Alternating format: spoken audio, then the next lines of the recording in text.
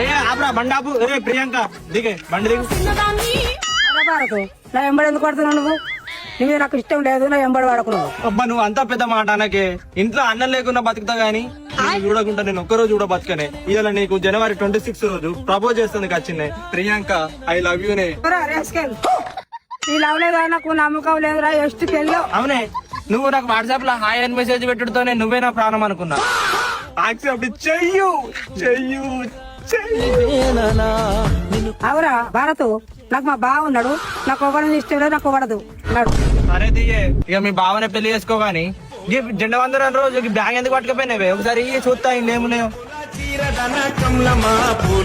పందాలు నీకు ప్రైజ్ వచ్చిందిరా నాకు.